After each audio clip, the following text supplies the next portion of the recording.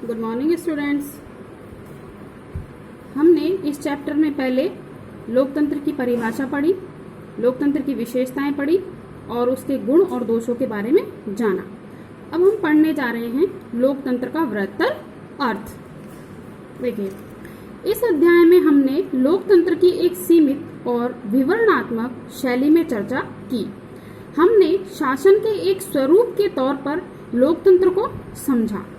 लोकतंत्र की इस प्रकार की व्याख्या हमें उन न्यूनतम विशेषताओं या गुणों की पहचान कराती है जो लोकतंत्र की जरूरत है। यानी लोकतंत्र के लिए जरूरी विशेषताओं और गुणों का हमने अध्ययन किया था, उनके बारे में हमने पढ़ लिया है। हमारे समय में लोकतंत्र का सबसे आम रूप है वो कौन सा है? प्रतिनिधित्व वाला लोकतंत्र। हम जिन देशों में लोकतंत्र होने की बात करते हैं वहां सभी लोग शासन नहीं चलाते। सभी लोगों की तरफ से बहुमत को फैसले लेने का अधिकार होता है और यह बहुमत भी स्वयं शासन नहीं चलाता।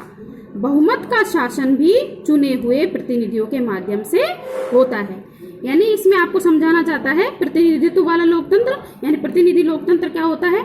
जिसमें जनता अपने प्रतिनिधियों का चुनाव करती है और वो प्रतिनिधि शासन का संचालन करते हैं। अब देखिए क्या कहना चाहता है कि बहुमत का शासन भी चुने हुए प्रतिनिधियों के माध्यम से ही होता है। यह जरूरी हो जाता है। क्यों? क्योंकि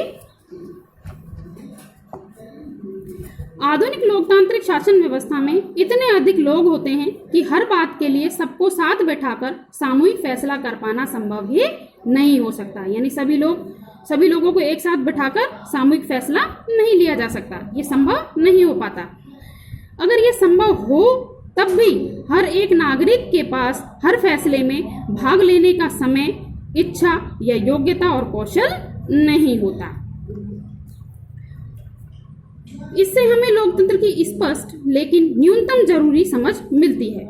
इस स्पष्टता से हमें लोकतांत्रिक और अलोकतांत्रिक सरकारों में अंतर करने में मदद मिलती है। लेकिन इससे हमें एक सामान्य लोकतंत्र और एक अच्छे लोकतंत्र के बीच अंतर करने की क्षमता नहीं मिल जाती। इससे हम लोकतंत्र को सरकार से परे जाकर नहीं समझ पाते। इसके लिए हमें लोकतंत्र के वृहत्तर अर्थ को समझना होगा। यानी अब हम लोकतंत्र के विस्तृत अर्थ को समझने जा रहे हैं।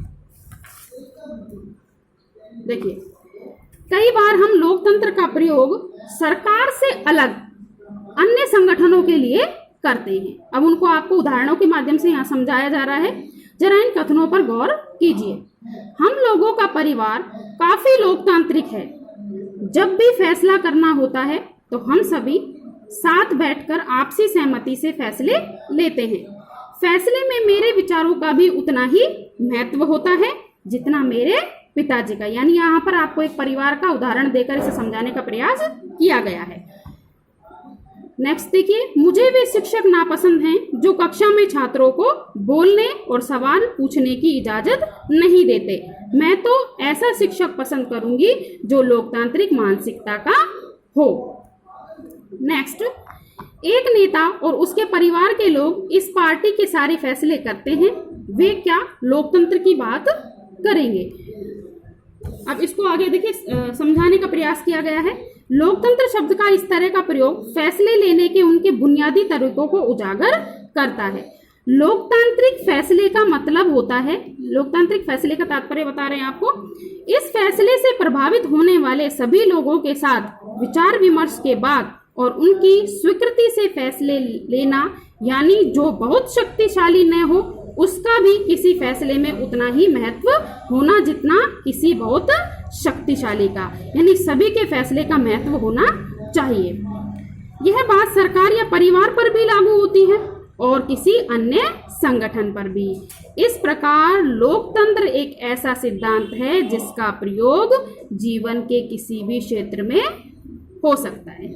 यह आपको समझाने का प्रयास किया गया है इन उदाहरणों के माध्यम से। कई बार हम लोकतंत्र शब्द का प्रयोग किसी मौजूदा सरकार के लिए नहीं करके कुछ आदर्शों के लिए करते हैं। इन्हें पाने का प्रयास सभी लोकतांत्रिक शासनों को जरूर करना चाहिए। यहाँ कुछ आदर्श बताए गए हैं जिन्हें प्राप्त करने का प्रयास सभी लोकतांत्रिक शासनों को करना चाहिए। देखिए कौन से हैं। इस देश में वास्तविक लोकतंत्र तभी आएगा जब किसी को भी भूखे पेट सोने की जरूरत नहीं रहेगी। सेकंड, लोकतंत्र में प्रत्येक नागरिक को फैसला लेने में समान भूमिका निभानी चाहिए। इसके लिए वोट के समान अधिकार भर की जरूरत नहीं है, बल्कि हर नागरिक को इसके लिए सूचना की समान उपलब्धता, बुनियादी शिक्षा, बुनियादी संसाधन और पक्की निष्ठा होनी चाहिए। आगे देखिए, अगर हम इन आदर्श पैमानों के आधार पर आज की शासन व्यवस्थाओं को परखें तो लगेगा कि दुनिया में कहीं भी लोकतंत्र नहीं है। फिर भी आदर्श के रूप में लोकतंत्र की हमारी समझदारी हमें बार बार यह याद दिलाती है कि हम लोकतंत्र को इतना महत्व क्यों देते हैं। इससे हमें मौजूदा लोकतांत्रिक व्यवस्थाओं को परखने और उनकी कमजोरियों की पहचान करने में मदद मिलती है। इससे हमें न्यूनतम या काम चलाऊ लोकतंत्र और अच्छे लोकतंत्र के बीच का अंतर समझने में मदद मिलती है। इस किताब में हमने लोकतंत्र की व्यापक अवधारणा पर ज्यादा बातें नहीं की हैं। हमने सिर्फ शासन के एक तरीके के रूप में लोकतंत्र के कुछ बुनियादी संस्थागत स्वरूपों की चर्चा की है। अगले साल आप लोकतांत्रिक समाज और अपने लोकतंत्र के मूल्यांकन के तरीकों के बारे में और ज्यादा बातें जानेंगे। इस समय हमें सिर्फ इतना याद कर लेना जरूरी है कि लोकतंत्र जीवन के अनेक पहलुओं में प्रासंगिक है और लोकतंत्र कई रूप ग्रहण कर सकता है।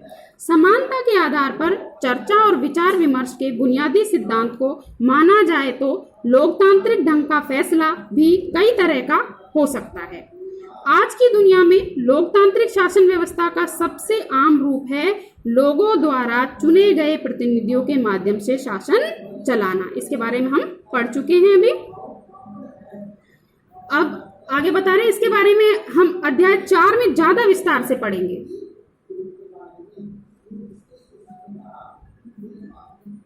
लेकिन जब समुदाय छोटा हो तब लोकतांत्रिक फैसले लेने के दूसरे तरीके भी अपनाए जा सकते हैं।